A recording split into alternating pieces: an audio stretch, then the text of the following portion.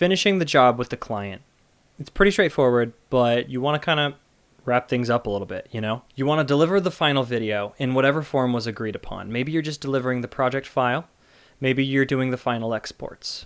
You want to deliver it in whatever formats it was requested. Usually, you will have been given some sort of hard drive. You're going to want to get that back to the client in whatever form you can. Now, we need a system in place to make sure that we get paid. At the beginning of the gig, we had either a deal memo contract or we took a deposit up front. In the same way, we are not going to deliver until we get final payment. This is another thing that I'm a stickler on as much as I possibly can be. It depends on the client. Right now I have a client that's on retainer, which means they guarantee me 15 hours a week, and I charge 15 hours a week no matter what, and usually they give me about 15 hours a week of work. So I will deliver the stuff immediately because I'm on a contract that I'm just going to charge them every 2 weeks. So of course, in that situation, I'm not asking them to pay me money every time I finish a project. I'm just doing hourly work for them on a reoccurring basis. So there's definitely times where this does not apply. But on the bigger projects where you've taken a deposit and you are delivering a final video, that's basically kind of, I mean, if you think about it from like a really kind of crude negotiation standpoint, that final deliverable is the last kind of piece of power that you have to make sure that you get what they owe you, you know?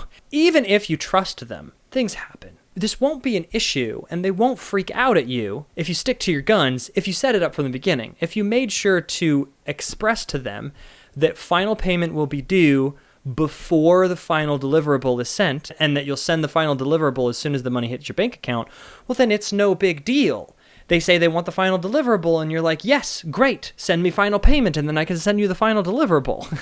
It's kind of like holding a hostage, but also it works. And if you set it up from the beginning, then it's not manipulative or malicious. It's just your insurance policy. You set up the expectation from the beginning that they were going to need to make their final payment before they got the final export, and it's only fair, and they will be understanding of that. Just make sure to set up that expectation. This is the other big thing that I do to make sure that I never get screwed out of money and that money doesn't take forever to get to me. Whenever it makes sense with as many clients as possible, I make sure to take final payment before I send the final deliverable. And then, of course, you want to have some fun, amiable, small talk to let things off. That I always thank my clients profusely for the opportunity, because I always am glad for the opportunity, because it's always fun to work on projects and it's always fun to work with new people. Expressing that gratitude and complimenting them on their great work and celebrating the final product is just, it's so human and it's so fun. Like,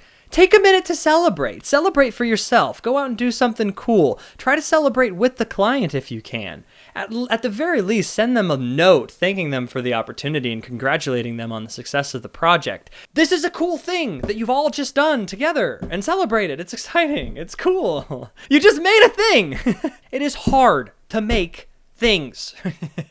Collaboration in any form is extremely difficult, and it is very impressive when anybody does it. When we can do it together. Let's celebrate it. I mean, that's pretty much it. There's not much more to it, you know? Just wrap things up, tie up loose ends, send people on their merry way. If you can throw in lines about how you'd love to work for them in the future, or how you'd love if they'd send any recommendations your way as part of those kind of final parting goodbyes, huge. Because, like we've said, work begets work. Your most likely clients are the clients that you've already worked with.